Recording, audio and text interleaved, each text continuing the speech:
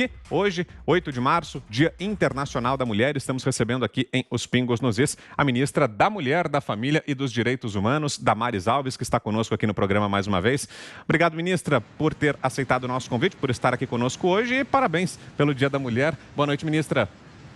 Boa noite, obrigada.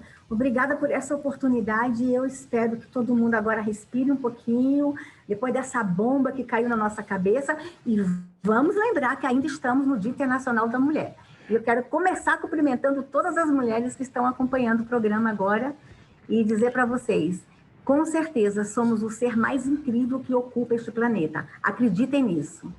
Ô, ministra, e antes de nós abordarmos, então, de a gente deixar a poeira baixar depois dessa bomba, como a senhora disse, queria perguntar para a senhora, como advogada, porque afinal de contas, agora é ministra da Mulher, da Família e dos Direitos Humanos, mas a senhora é advogada, né? Então queria saber do ponto de vista jurídico, o que a senhora achou dessa decisão do Supremo, do ministro Edson Fachin, em relação a Lula, ministra? Olha, eu vou registrar que eu estou muito triste. Mas como hoje eu estou muito envolvida com uma grande operação policial, eu não li nada. As notícias estão chegando aqui na minha mesa, os assessores estão jogando os papéis aqui, mas eu confesso que eu estou muito triste. Mas pelo que eu sei, ele não entrou no mérito, tá? Atenção, gente, ele não disse que o ex-presidente é inocente, tá? Ele ele aponta aí, conforme eu vi o comentário de vocês no final, não tinha lido ainda, mas assim, no mérito ele não tocou. Então, atenção, o presidente Lula não tem nenhuma absolvição aqui, não tem ninguém aqui dizendo que ele é inocente. Então, mas eu estou triste com a decisão, muito triste, porque esta nação não aguenta mais corrupção, gente. E eu também, além de ministra da Mulher, eu sou ministra dos Direitos Humanos, e eu preciso deixar muito claro uma coisa: corrupção é violação de direitos humanos.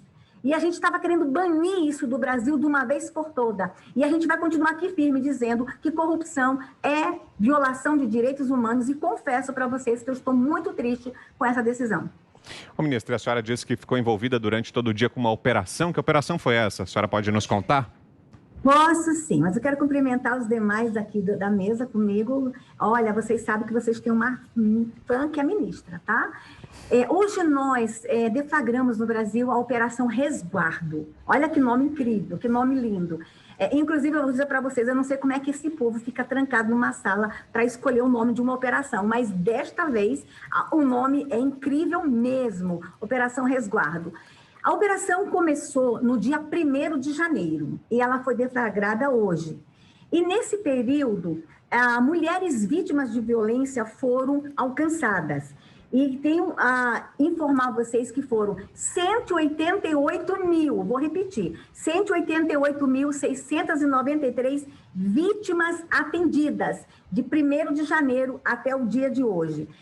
Nós estamos finalizando agora o dia com 10.235 prisões. Eu vou repetir. Nunca houve isso no Brasil, numa única operação, 10.235 pessoas presas, que resultaram em 67 mil inquéritos instaurados, 77 mil visitas e diligências, e o que eu acho assim muito grande, 61 mil medidas protetivas tomadas. Só no dia de hoje, no dia da deflagração da operação, hoje foram presas 1.548 agressores de mulheres.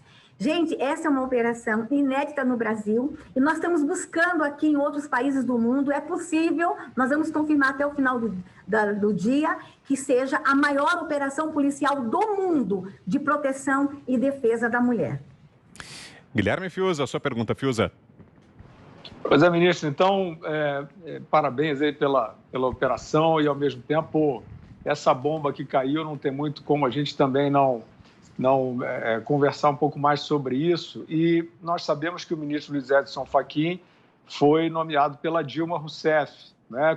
Ele é um militante, era um militante favorável a ela e foi nomeado por ela. Eu queria saber, na sua opinião, qual é o legado da primeira presidente mulher do Brasil ter sido a Dilma Rousseff, com o contexto que nós conhecemos, tendo sido, inclusive, deposta num contexto de corrupção.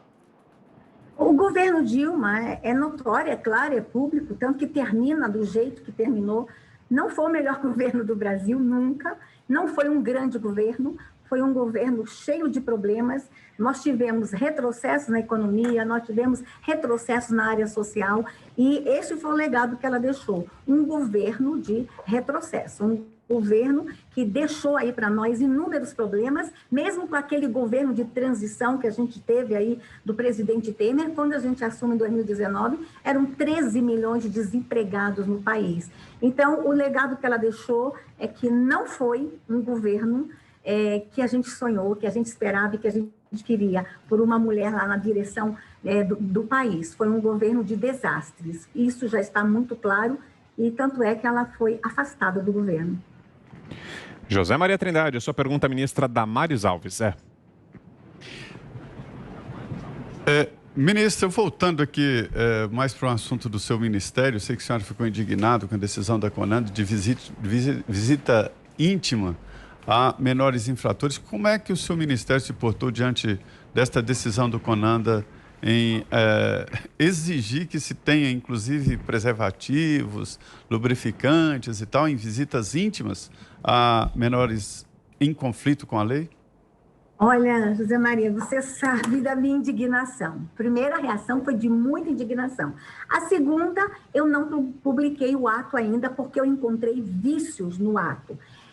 Mas deixa eu explicar o que é o CONANDA. Talvez tem pessoas que não entendam. O CONANDA é o Conselho Nacional dos Direitos da Criança e do Adolescente.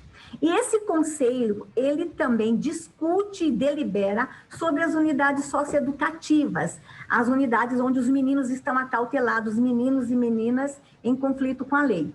E o CONANDA toma uma decisão de que porque o sistema socioeducativo fica nesse ministério, o sistema prisional fica no Ministério da Justiça, mas o socioeducativo é aqui, que a gente teria que construir aí a oportunidade de, primeiro, os meninos terem visitas íntimas. Aí José Maria me diz o seguinte: que idade tem a namorada de um menino de 15 anos que está lá acautelado? Que idade tem essa menina? 15? 14? Se for menos de 14, é estupro de vulnerável. Aí eu, como Estado, vou permitir que uma menina com menos de 14 entre numa unidade para ter visita íntima com seu namoradinho que está preso? E a outra coisa, quem vai cuidar dessa menina se ela entrar numa unidade e garantir segurança para ela durante o ato sexual? O Estado vai ter que colocar um agente na porta enquanto o casal está ali no quartinho ou numa cela tendo relações sexuais? Ora, as bolas! As nossas unidades socioeducativas no Brasil estão sucateadas. A gente não tem nem educação com qualidade nessas unidades, curso profissionalizante. Tem lugar que nem colchão os meninos têm. Aí vem o CONANDA dizer que eu tenho que ter um espaço para visita íntima. Mas tinha uma outra decisão aí também, tá? É que se dois meninos se apaixonarem dentro da unidade, eu teria que colocar os dois na mesma cela. E se duas meninas se apaixonarem e provarem que são namoradas, elas ficariam dentro do mesmo lugar onde elas ficam reclusas. Imagina o que ia acontecer. Eu ia financiar motel com dinheiro público para adolescentes no Brasil. E o mais grave, José Maria, que eu me levantei na hora contra, eu tenho meninos de 19 anos nas unidades, que estão cumprindo medida, chegaram lá com 17 anos. Tem 19, 20, mas eu tenho um menino de 13. Esse de 20 vai forçar o de 13 fingir que são namorados e eu vou colocar os dois na mesma cela. O que vai acontecer? Ele vai estuprar o de 13 toda noite. Então, assim, uma decisão tão absurda, no momento que o Brasil está precisando de outras decisões. Eu tenho que proteger criança no Brasil. Aí eles tomam uma decisão absurda dessa com relação às unidades socioeducativas. Mas ainda não publicamos a decisão. Estou sendo muito pressionada, mas não publiquei a decisão porque eu encontrei vícios na formalidade da decisão. Augusto. Ministra, a senhora disse na primeira resposta que foram presos mais de 10 mil criminosos, agressores de mulheres. Por que eles estavam em liberdade? Olha, nós cumprimos mandatos de prisão também anteriores, esses mandados de homens que estavam foragidos ou que a justiça estava fazendo outras coisas e não estavam cumprindo as ordens. Eles estavam presos exatamente por causa disso, porque a nossa justiça, ela tem sido lenta ainda, mesmo na questão de defesa e proteção da mulher. É um acúmulo de ocorrências nesse período de pandemia, então eles estavam soltos, mas nem todos os 10 mil que nós prendemos, Augusto, ficaram na cela.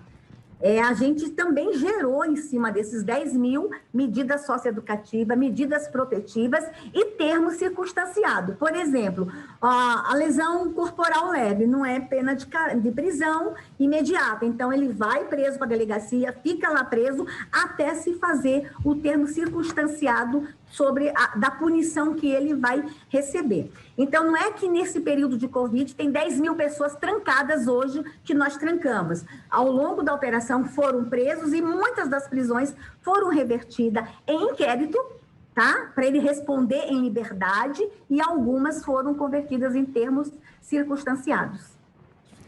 Ministra, recentemente o ministério que a senhora comanda, o Ministério da Mulher, da Família e dos Direitos Humanos, anulou 120 reconhecimentos de anistiados políticos, justamente amparado numa decisão do Supremo Tribunal Federal que havia determinado que isso acontecesse. Queria saber da senhora qual é a perspectiva de agora em diante, se esse esforço vai continuar e quais têm sido os critérios nessa análise, ministra? Quando fica configurada a necessidade desse pagamento e quando fica determinado que o pagamento não é necessário? Nós estamos falando de duas situações diferentes, tá? Não tem o número 120. O meu número são milhares mesmo, tá? Milhares de deferimentos que eu já publiquei aqui no Ministério. De certo, você está falando daqueles que já estavam recebendo a pensão, que são os ex-cabos da FAB.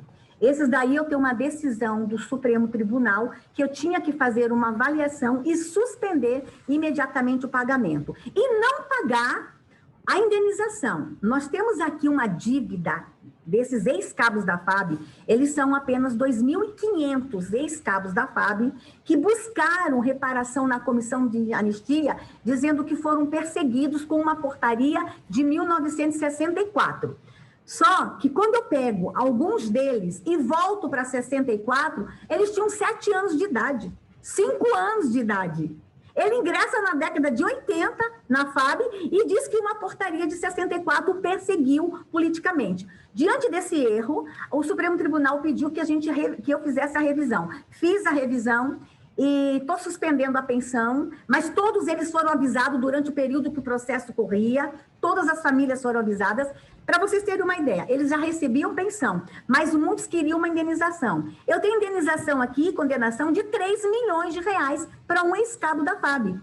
O montante de indenização, não estou falando da pensão, de indenização que eu teria que pagar, 17 bilhões para 2.500 ex-cabos da FAB. O Supremo Tribunal pediu para a gente rever e eu estou indeferindo, cancelando pensões, lamento, mas é raro com vocês no passado, não foi agora. Alimentaram uma expectativa para vocês no passado, não foi agora. Agora eu estou cumprindo a lei e decisões judiciais. Mas, fora os ex-cabos da FAB, foram milhares de requerimentos e processos que eu analisei e que a gente indeferiu na comissão de anistia. Fiuza. Ministra, enquanto a senhora acha que essas políticas de lockdown, que já completam 1 ano, contribuíram para o aumento da violência doméstica contra a mulher?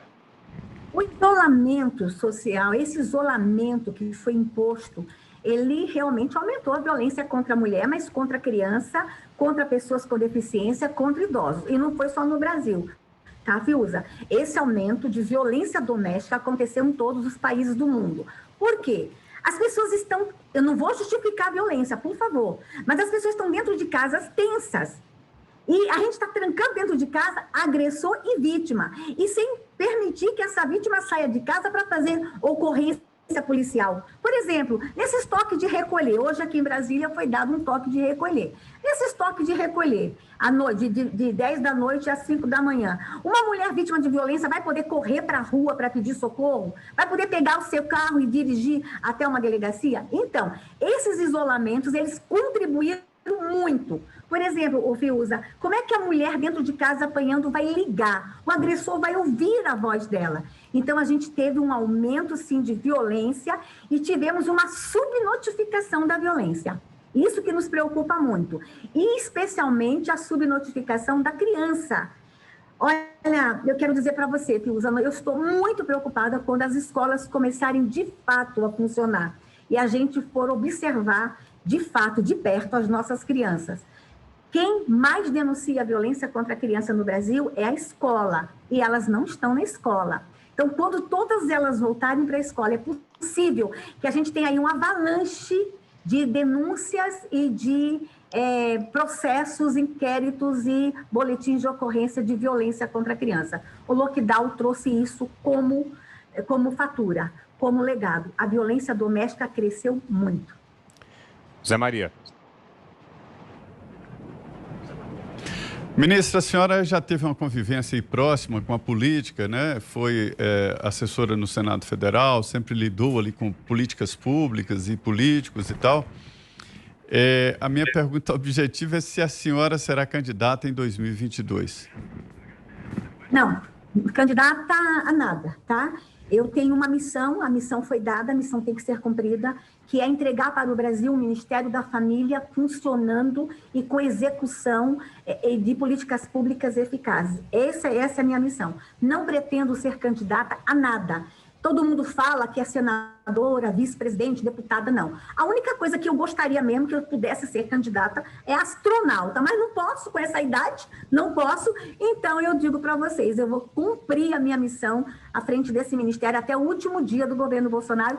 E se ele me quiser na próxima gestão, porque ele vai ganhar a eleição, né? Se ele me quiser na próxima gestão, eu continuo aqui como ministra da Mulher, Família e Direitos Humanos.